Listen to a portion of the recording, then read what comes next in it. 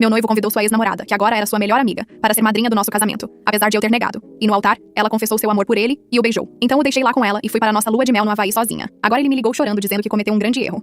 Tenho 29 anos e até uma semana atrás estava noiva de David, de 31 anos. Estávamos juntos há 3 anos e meio, noivos há 8 meses. Pensava que conhecia o homem com quem estava prestes a me casar, mas aparentemente estava muito enganada.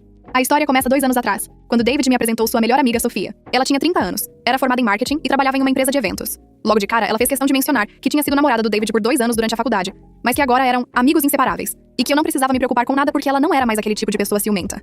Desde o primeiro encontro, algo me incomodou profundamente na forma como ela se comportava ao redor do David. Havia uma intimidade estranha entre eles, piadas internas que eu não entendia, e ela sempre encontrava desculpas para tocar nele durante as conversas. Quando eu mencionava meu desconforto para David, ele dizia que eu estava sendo paranoica, e que Sofia era como uma irmã para ele. O que mais me irritava eram as constantes interrupções. Se David e eu estávamos tendo um momento romântico em casa, Sofia ligava com alguma emergência, que sempre exigia a presença imediata dele. Se marcávamos um jantar só nós dois, ela aparecia no restaurante por coincidência, e David sempre a convidava para se juntar a nós. Quando reclamei sobre isso, ele me acusou de estar tentando controlar suas amizades e disse que se eu realmente o amasse, tentaria me dar bem com as pessoas importantes da vida dele. A situação escalou durante o planejamento do casamento. Sofia se ofereceu para ajudar com a organização, e contra meus instintos, aceitei na esperança de melhorar nossa relação. Erro gigantesco. Ela começou a dar palpites em absolutamente tudo, desde a decoração até o cardápio, sempre discordando das minhas escolhas e sugerindo alternativas que coincidentemente eram exatamente o que ela havia escolhido para eventos que organizava profissionalmente. O ponto de ruptura veio quando David me disse que queria convidar Sofia para ser madrinha do nosso casamento. Não uma dama de honra comum, mas madrinha mesmo, a pessoa que fica do lado da noiva durante toda a cerimônia. Expliquei calmamente que aquilo me fazia sentir extremamente desconfortável, e que preferia que ela fosse apenas uma convidada especial, talvez lendo algum texto durante a cerimônia. David não aceitou minha negativa. Disse que Sofia era importante demais na vida dele para ter um papel menor no casamento, e que eu estava sendo egoísta por não entender isso. A discussão durou semanas, com ele usando tática de pressão emocional, dizendo que se eu realmente confiasse nele, não teria problema algum com a presença dela como madrinha. Eventualmente, cansada de brigar e querendo que o casamento acontecesse sem mais estresse, cedi. David ficou radiante, e Sofia reagiu com uma alegria exagerada que deveria ter sido outro sinal de alerta para mim. Ela imediatamente começou a planejar tradições especiais para o dia do casamento, incluindo um discurso que ela faria sobre a importância da amizade verdadeira. Durante os últimos 2 meses antes do casamento, a presença de Sofia se tornou ainda mais constante. Ela estava em todas as reuniões com fornecedores, em todos os ensaios, e até mesmo na minha despedida de solteira. Evento que ela praticamente organizou sozinha sem me consultar. Minha irmã mais velha chegou a comentar que parecia que eu estava dividindo meu noivo com outra mulher, mas na época eu estava tão focada em finalizar os preparativos que ignorei o comentário. A semana do casamento foi um turbilhão de atividades. Sofia estava mais animada que eu, organizando cronogramas detalhados e conversando constantemente com David sobre os últimos ajustes. Na véspera do casamento, durante o ensaio na igreja, ela insistiu em praticar sua caminhada até o altar múltiplas vezes, dizendo que queria que tudo fosse perfeito para o dia mais importante da vida do David. Naquela noite, durante o jantar de ensaio, percebi que Sofia e David trocavam olhares estranhos o tempo todo. Quando questionei David sobre isso mais tarde, ele disse que estava apenas nervoso com o casamento, e que Sofia estava ajudando a mantê-lo calmo. Deveria ter prestado mais atenção naqueles olhares. No dia do casamento, acordei com uma mistura de ansiedade e excitação. Estava finalmente me casando com o homem que amava, apesar de todos os problemas com Sofia. Durante os preparativos da manhã, ela apareceu no meu quarto no hotel, se oferecendo para ajudar com minha maquiagem e cabelo. Aceitei, novamente tentando manter a paz. Enquanto me arrumava, Sofia fez vários comentários estranhos sobre como eu estava linda para o último dia de solteira, e como David era sortudo de ter me encontrado antes que alguém mais especial aparecesse na vida dele. Na hora interpretei como nervosismo dela, mas agora percebo que eram provocações calculadas. A cerimônia estava marcada para as 4 da tarde, em uma igreja linda que havíamos escolhido juntos. Quando chegou a hora, caminhei até o altar com meu pai, vendo David me esperando com um sorriso que parecia genuíno. Sofia estava posicionada ao meu lado, como combinado, usando um vestido azul marinho que ela havia escolhido sem me consultar. O pastor começou a cerimônia e tudo parecia estar correndo perfeitamente. David e eu trocamos olhares apaixonados durante as primeiras partes da cerimônia. E por um momento esqueci completamente de todos os problemas dos últimos meses. Finalmente estava me casando e nada mais importava. Então chegou a hora dos votos. David disse os dele primeiro, palavras bonitas sobre amor eterno e parceria para toda a vida. Quando chegou minha vez, comecei a recitar os votos que havia escrito com tanto carinho, falando sobre como ele havia mudado minha vida para melhor e como mal podia esperar para começar nossa jornada como marido e mulher. Foi exatamente nesse momento que tudo desmoronou. Edit 1. Gente, obrigada por todos os comentários. Alguns perguntaram sobre sinais de alerta que eu perdi. Vou explicar melhor na próxima parte como a manipulação aconteceu gradualmente. Edit 2. Para quem está perguntando sobre minha família, eles todos viram que algo estava estranho. Mas David me convenceu de que eram apenas ciúmes normais de futuro cunhado. Como fui ingênua. Edit 3. Sim, eu deveria ter terminado tudo quando ele insistiu na Sofia como madrinha. Aprendi isso da forma mais difícil. Atualização 1. Bem no meio dos meus votos, enquanto eu falava sobre confiança e lealdade, Sofia se mexeu inquieta ao meu lado. No início pensei que fosse nervosismo normal, mas então ela deu um passo à frente, se posicionando entre David e eu. O pastor ficou confuso. Eu parei de falar no meio da frase, e toda a igreja ficou em silêncio absoluto. Sofia estava sorrindo de uma forma que eu nunca havia visto antes. Um sorriso determinado e quase triunfante. Então ela abriu a boca e disse as palavras que ecoaram por toda a igreja. Não podia mais fingir que David deveria se casar comigo quando ela o amava desde sempre, e sabia que ele sentia o mesmo por ela. Disse que tinha tentado ser uma boa amiga e dar espaço para nosso relacionamento, mas que ver David pronto para fazer uma escolha que mudaria a vida dele era demais para suportar. A igreja inteira explodiu em murmúrios chocados. Senti minhas pernas bambearem e meu rosto queimar de vergonha. Olhei para David esperando que ele a repreendesse, que mandasse ela se calar e sair dali imediatamente. Em vez disso, vi uma expressão de pânico total no rosto dele. Não pânico porque Sofia estava interrompendo nosso casamento, mas pânico porque ela havia exposto algo que ele claramente não queria que fosse revelado daquele jeito. Antes que qualquer um de nós pudesse reagir adequadamente, Sofia se jogou nos braços de David e o beijou de uma maneira intensa, deixando claro que aquilo não era um impulso do momento, mas algo que havia sido planejado. David não a empurrou, não gritou, não fez absolutamente nada para se afastar dela. Por alguns segundos eternos, eles ficaram juntos ali no altar, na frente de 150 convidados, incluindo nossas famílias inteiras. O flash de uma câmera disparou. Aparentemente, meu primo estava fotografando o que pensou ser um momento marcante do casal, não percebendo que eu estava sendo traída emocionalmente em tempo real. Quando finalmente se separaram, David olhou para mim com uma expressão que misturava culpa, confusão e algo que eu nunca havia visto antes em seus olhos quando olhava para mim. Vontade verdadeira.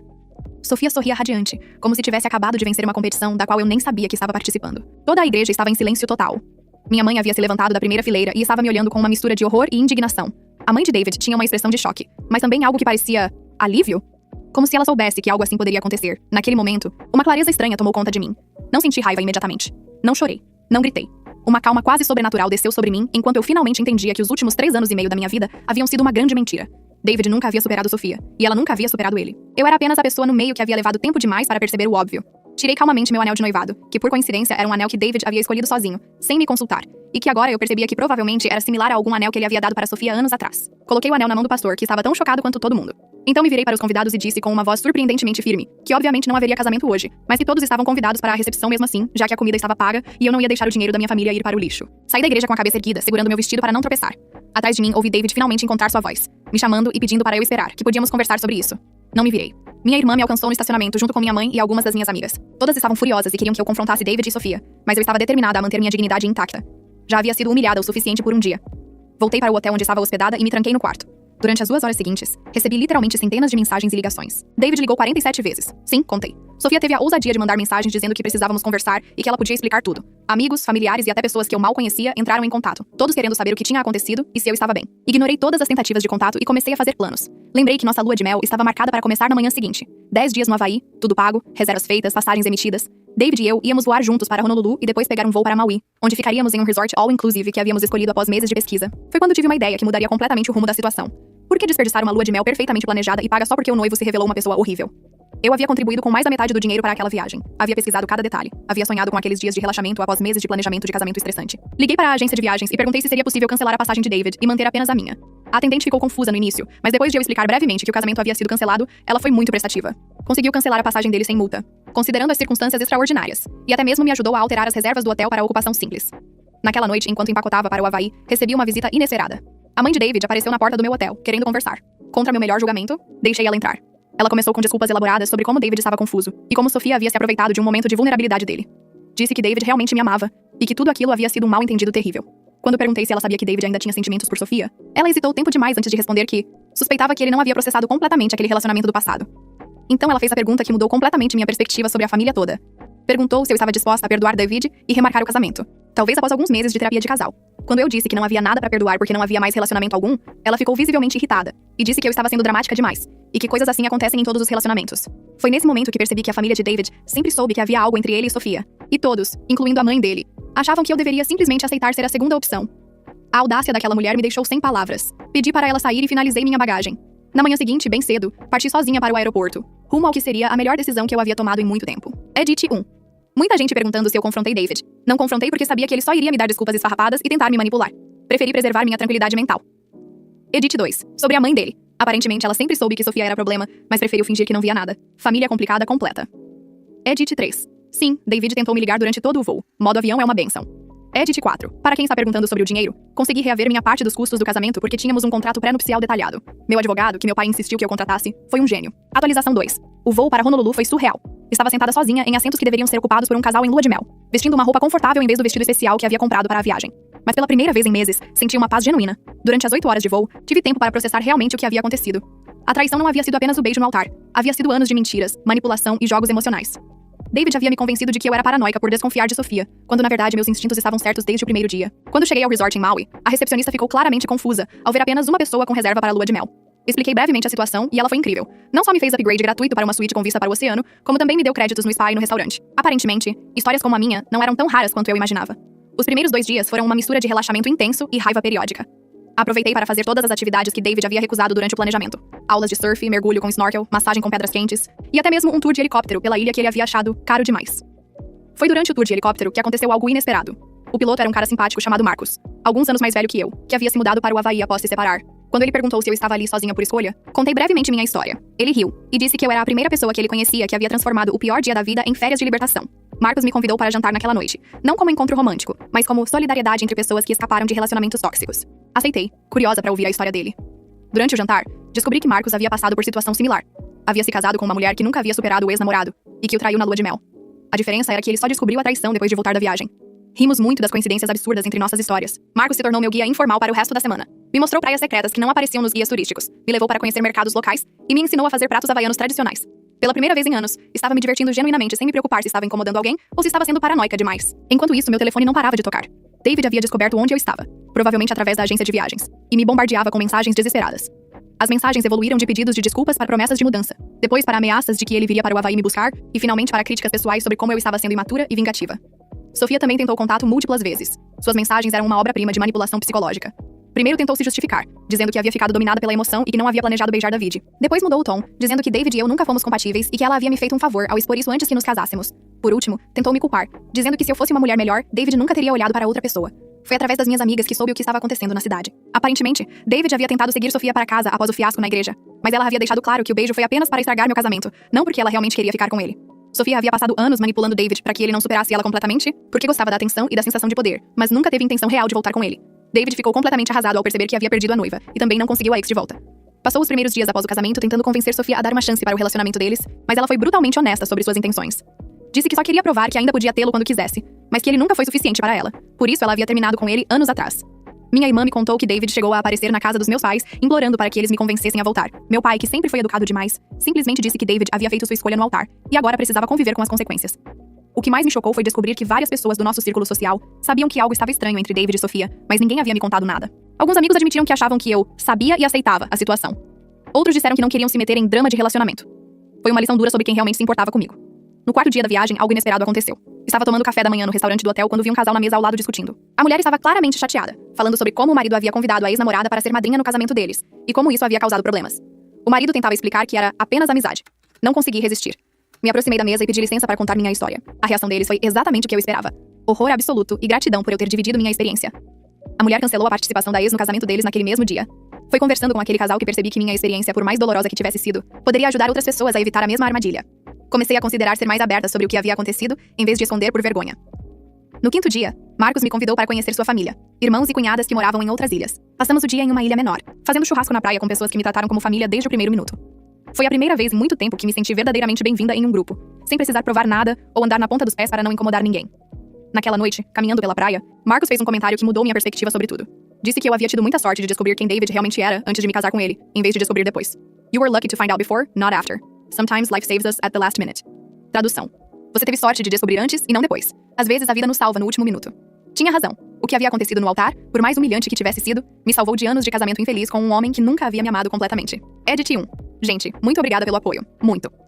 Sobre Marcos. Não rolou nada romântico. Ele virou um amigo incrível e me ajudou a ver as coisas de uma perspectiva diferente. Edit 2. Sobre meus amigos que sabiam e não me contaram. Já cortei contato com todos. Aprendi quem realmente se importa comigo. Edit 3. Para quem está perguntando sobre Sofia, aparentemente ela fez isso por ego puro. Queria provar que ainda controlava David, mas nunca quis ficar com ele de verdade. Edit 4. David tentou aparecer no meu trabalho antes da viagem, mas minha irmã e algumas amigas fizeram uma barreira humana para impedir. Verdadeiras heroínas.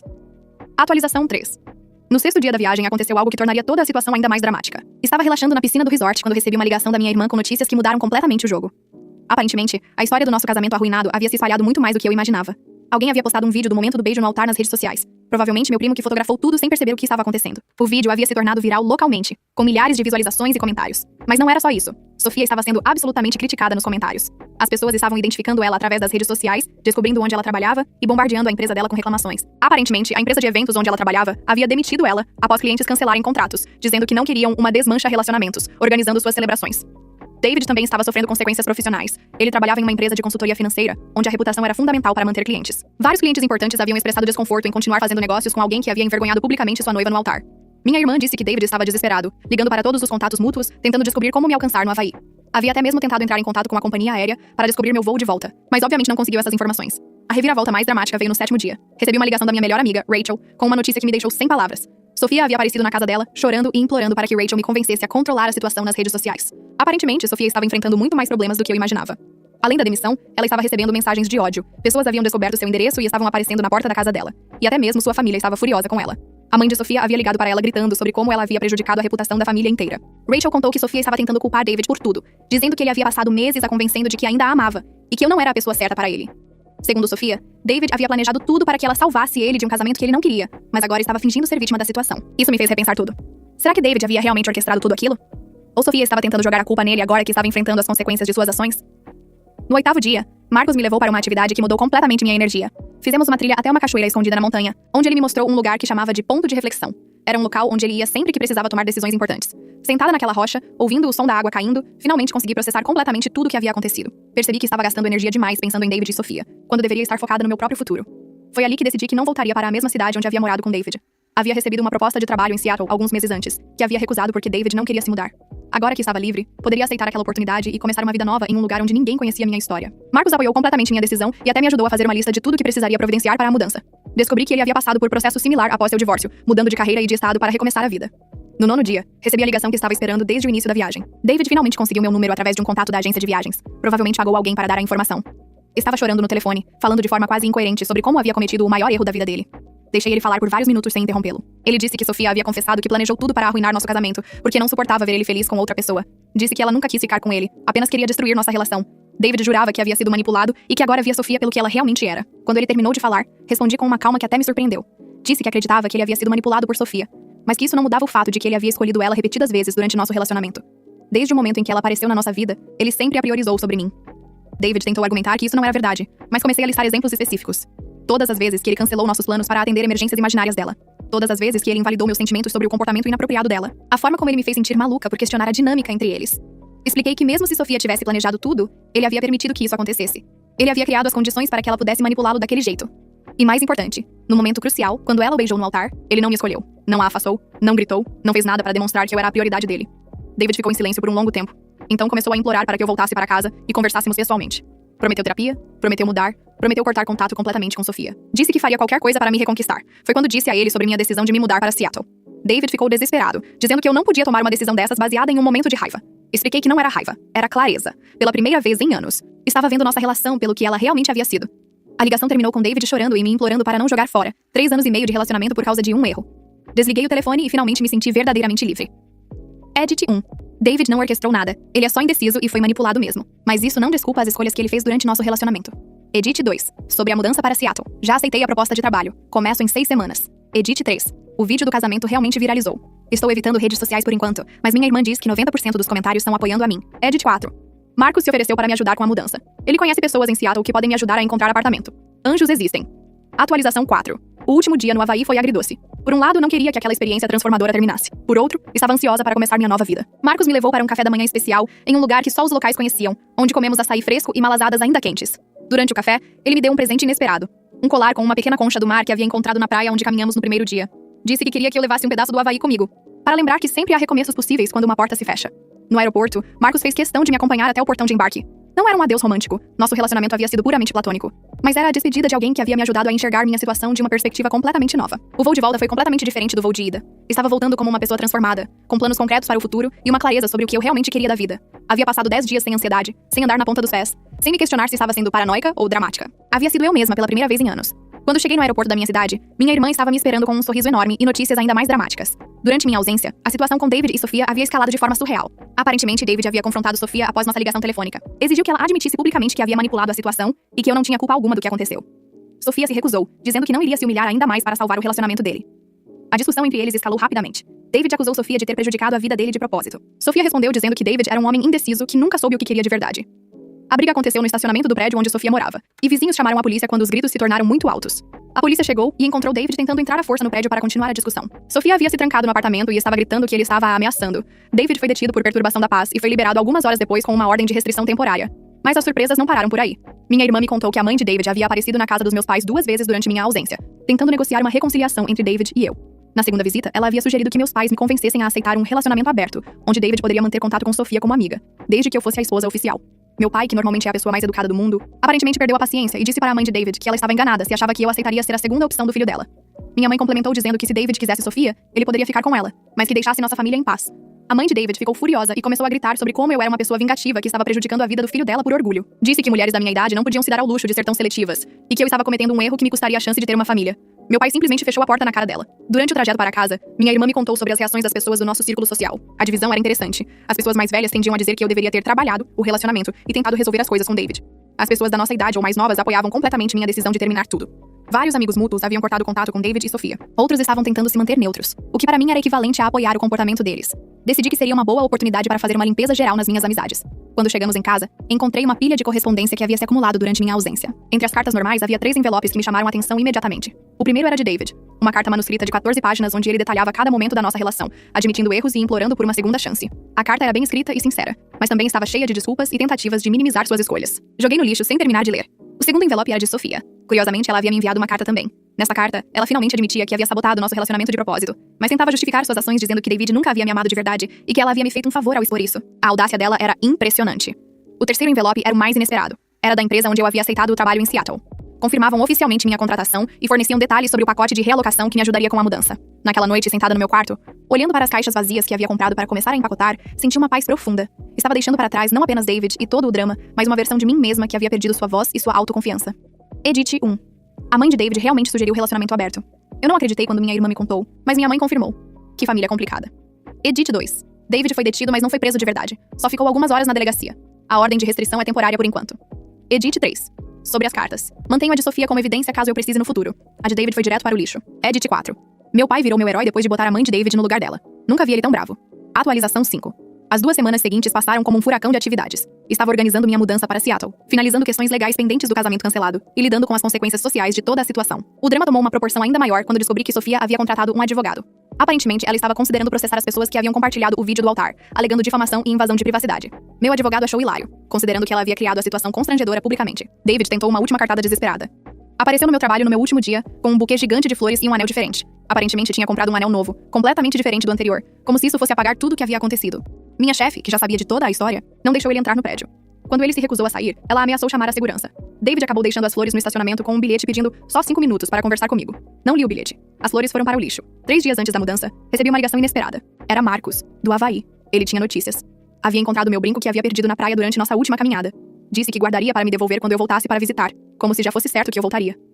Conversamos por 2 horas. Marcos me contou que havia começado a namorar uma professora local, que conheceu na festa de aniversário de um amigo. Fiquei genuinamente feliz por ele. Nossa amizade havia sido exatamente o que eu precisava no momento certo, sem complicações ou expectativas. No dia da mudança, toda minha família apareceu para me ajudar.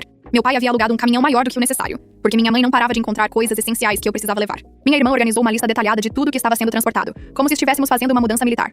Foi durante o processo de empacotar que encontrei algumas coisas que havia esquecido completamente. Fotos minhas e de David que estavam guardadas em uma gaveta. Presentes que ele havia me dado durante os anos de relacionamento. Um vestido que havia comprado para usar na festa de noivado que nunca aconteceu. Cada item era como uma pequena punhalada de nostalgia, mas também uma confirmação de que estava tomando a decisão certa. Olhando aquelas fotos, conseguia ver claramente como eu parecia tensa e forçada em muitas delas. Havia sinais que eu ignorei por anos. 2 horas antes de partir, David fez sua aparição final. Estava visivelmente abatido, havia perdido peso, e parecia que não dormia há dias. Pediu para conversar comigo em particular. Disse que tinha algo importante para me contar que mudaria tudo. Contra o conselho da minha família, aceitei conversar com ele por 5 minutos no jardim da frente, onde todos podíamos nos ver. David me contou que havia descoberto toda a verdade sobre Sofia. Aparentemente, ela havia confessado para uma amiga comum, que planejou arruinar nosso casamento há mais de 1 ano. Tinha arquitetado toda a situação, desde se oferecer para ajudar com o planejamento, até insistir para ser madrinha. O beijo no altar havia sido calculado para causar o máximo de humilhação possível. Mais chocante ainda, Sofia havia gravado várias conversas nossas sem nosso conhecimento, tentando coletar evidências de que nosso relacionamento estava instável para justificar suas ações. David me mostrou mensagens que ela havia enviado para amigas dela, zombando de mim e dizendo que estava fazendo um favor ao David ao libertá-lo de um relacionamento sem futuro. A revelação era perturbadora, mas não mudava nada fundamental. Disse para David que mesmo se Sofia tivesse orquestrado tudo, ele ainda havia escolhido ela em todos os momentos cruciais. Ainda havia ignorado meus sentimentos e minimizado minhas preocupações. Ainda havia permitido que ela se tornasse uma terceira pessoa no nosso relacionamento. David começou a chorar, dizendo que finalmente entendia como havia falhado comigo. Prometeu que havia aprendido a lição e que nunca mais permitiria que alguém interferisse em nosso relacionamento. Implorou para que eu lhe desse uma chance de provar que mudou. Foi quando percebi que David ainda não entendia o ponto principal. Não se tratava apenas de Sofia ou de suas manipulações. Tratava-se de 3 anos e meio de um relacionamento onde eu nunca fui verdadeiramente prioridade. Tratava-se de um padrão de comportamento que ia muito além da influência de uma ex-namorada manipuladora.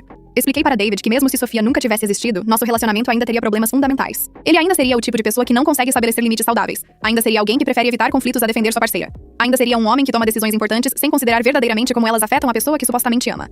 David ficou em silêncio por um longo tempo. Então perguntou se havia alguma chance, mesmo pequena, de reconciliação no futuro. Disse que não, que aquele capítulo da minha vida estava definitivamente fechado. Ele pediu para me abraçar uma última vez. Recusei. Alguns limites são importantes para manter a própria sanidade. 30 minutos depois, estava na estrada rumo a Seattle, com toda a minha vida empacotada no banco de trás do carro. Minha família seguiria de avião no dia seguinte para me ajudar a me instalar no novo apartamento. Edit 1. David contou sobre as gravações da Sofia. Aparentemente, ela gravou conversas nossas tentando provar que eu era tóxica. Que atitude absurda é essa? Edit 2.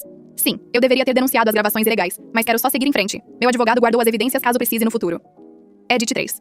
Para quem perguntou se sinto saudades do David, sinto saudades da pessoa que eu pensava que ele era, não da pessoa que ele realmente é. Edit 4. A mudança foi libertadora. Dirigir 1.200 milhas sozinha me deu tempo para processar tudo e chegar em Seattle com energia renovada. Atualização 6. Já se passaram 4 meses desde a mudança para Seattle, e posso dizer com certeza que foi a melhor decisão que tomei em anos. A cidade é incrível, meu trabalho é desafiador do jeito que eu gosto, e pela primeira vez em muito tempo me sinto verdadeiramente eu mesma. Aluguei um apartamento pequeno, mas aconchegante em Capitol Hill, um bairro cheio de vida e diversidade. Minha vizinha de cima é uma artista que trabalha com cerâmica, e meu vizinho do lado é chefe de um restaurante coreano. Em 4 meses, criei mais conexões genuínas aqui do que havia criado em anos na minha cidade anterior. O trabalho na empresa de tecnologia tem sido excepcional. Estou liderando um projeto de interface de usuário para um aplicativo de sustentabilidade. Exatamente o tipo de trabalho que sempre quis fazer, mas nunca teve oportunidade. Minha equipe é competente e colaborativa, e meu chefe realmente valoriza minhas ideias. 3 semanas atrás, comecei a fazer terapia com uma psicóloga especializada em relacionamentos narcisistas. Tem sido revelador entender como me permiti aceitar comportamentos tóxicos por tanto tempo.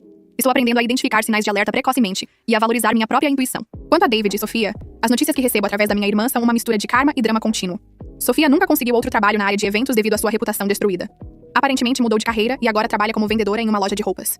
David perdeu vários clientes importantes e foi rebaixado na empresa dele. Mas a reviravolta mais dramática aconteceu há 6 semanas. David e Sofia tentaram reatar o relacionamento deles, aparentemente unidos pela experiência compartilhada de serem vilões na nossa história. A tentativa durou exatos 12 dias. Segundo minha irmã, que ouviu através de amigas que ainda têm contato com conhecidos deles, o relacionamento entre David e Sofia implodiu espetacularmente. Sofia aparentemente tentou controlar cada aspecto da vida de David, desde as roupas que ele usava até os amigos com quem ele podia falar. David, por sua vez, estava constantemente preocupado de que Sofia estava o manipulando novamente. A gota d'água foi quando David descobriu que Sofia estava fazendo fofoca sobre ele para pessoas do trabalho dela, contando versões distorcidas da nossa história onde ela era vítima, e David era um manipulador que a usou para escapar de um relacionamento infeliz. Eles tiveram uma briga épica no meio de um shopping center, que terminou com Sofia jogando o milkshake dela em David e gritando que ele nunca merecia nem a mim, nem ela. Várias pessoas filmaram o incidente, e aparentemente virou meme local por algumas semanas. Desde então, David tentou me contactar mais algumas vezes. Mandou e-mails longos através de endereços diferentes, tentou me adicionar no LinkedIn e até pediu para conhecidos mútuos verificarem como eu estava, obviamente esperando que eles passassem informações sobre minha nova vida para ele. Ignorei todas as tentativas de contato. Mudei meu número de telefone, bloqueei todos os perfis dele nas redes sociais e pedi para minha família não compartilhar informações sobre minha nova vida com ninguém que pudesse repassar para ele. A melhor parte da minha nova vida é a paz mental. Acordo todos os dias sem ansiedade, sem me perguntar que drama me aguarda, sem andar na ponta dos pés para não provocar uma discussão. Tomo decisões baseadas no que eu quero, não no que vai agradar ou desagradar outra pessoa. Há 3 semanas conheci alguém interessante em um evento de networking profissional. Seu nome é Trevor. Ele tem 32 anos e trabalha como arquiteto sustentável. Conversamos por 2 horas sobre projetos de construção ecológica e descobrimos que temos muitos interesses em comum. Trevor me convidou para jantar e pela primeira vez em anos senti borboletas no estômago por razões boas. O que mais me impressiona nele é que quando menciono meus limites ou preferências, ele simplesmente aceita e respeita, sem questionar ou tentar negociar. No nosso segundo encontro, contei brevemente sobre minha história com David e Sofia. Trevor ouviu com atenção e depois disse que era impressionante como eu havia transformado uma situação horrível em uma oportunidade de crescimento. Não tentou minimizar o que aconteceu, não ofereceu conselhos não solicitados, só me apoiou. Ainda é muito cedo para saber onde essa conexão vai dar, mas estou aprendendo a confiar novamente na minha capacidade de escolher pessoas boas para a minha vida. Na semana passada, recebi uma mensagem inesperada do Marcos, do Havaí. Ele estava visitando Seattle a trabalho e perguntou se eu gostaria de tomar um café. Nos encontramos em um café no Pike Place Market, e foi como reencontrar um irmão mais velho. Marcos trouxe meu brinco como havia prometido, e também uma concha menor que havia encontrado na mesma praia. Disse que ver minha transformação através das nossas conversas esporádicas o inspirou a fazer mudanças na própria vida dele também. Durante nosso café, refletimos sobre como às vezes as piores experiências da nossa vida acabam sendo redirecionamentos necessários para caminhos muito melhores. Se David não tivesse me traído no altar, eu provavelmente teria continuado em um relacionamento medíocre por anos, talvez décadas. Hoje, enquanto escrevo esta atualização final, estou sentada na varanda do meu apartamento tomando café e assistindo o pôr do sol sobre a Puget Sound. Amanhã é sexta-feira, tenho uma apresentação importante no trabalho que estou ansiosa para fazer, e no fim de semana, Trevor e eu vamos fazer uma trilha nos Cascades. Minha vida não é perfeita, mas é autenticamente minha. Não há drama, não há andar em ovos, não há terceiras pessoas criando problemas no meu relacionamento. Há apenas paz, crescimento e possibilidades infinitas. Para qualquer pessoa que esteja passando por situação similar, confie no seu instinto. Se alguma coisa parece errada, provavelmente está errada. E se alguém te faz sentir louca por questionar comportamentos obviamente inapropriados, essa pessoa não te merece. Às vezes, o maior ato de amor próprio é simplesmente sair de cena. Edit 1. Obrigada a todos que acompanharam essa história insana. Receber apoio de estranhos na internet foi mais terapêutico do que eu imaginava. Edit 2. Para quem perguntou sobre Trevor, estamos tomando as coisas devagar, mas ele é o oposto do David em todos os sentidos bons. Respeitoso, comunicativo e tem limites saudáveis. Edit 3. David aparentemente está fazendo terapia agora também. Torço para que ele aprenda a ser uma pessoa melhor, mas isso não é mais problema meu. Edit 4. Minha terapeuta diz que minha história é um exemplo perfeito de como eventos traumáticos podem se tornar crescimento pós-traumático quando a gente faz o trabalho interno necessário. Edit 5. Vou manter este post ativo porque muita gente me manda mensagens dizendo que minha história as ajudou a sair de relacionamentos complicados. Se isso ajudar uma pessoa sequer, valeu a pena compartilhar. Update final. Seattle continua sendo incrível. Trevor e eu estamos oficialmente namorando há 2 semanas. E pela primeira vez em anos, estou em um relacionamento onde me sinto segura para ser vulnerável. Minha família visitou no mês passado e disseram que nunca me viram tão feliz e em paz. Às vezes, quando uma porta se fecha com escândalo, o universo está só fazendo espaço para algo muito melhor entrar na sua vida. Esse foi o relato de hoje, pessoal. Se vocês gostaram, não se esqueçam de deixar o like, comentar aqui embaixo e dar a sua opinião.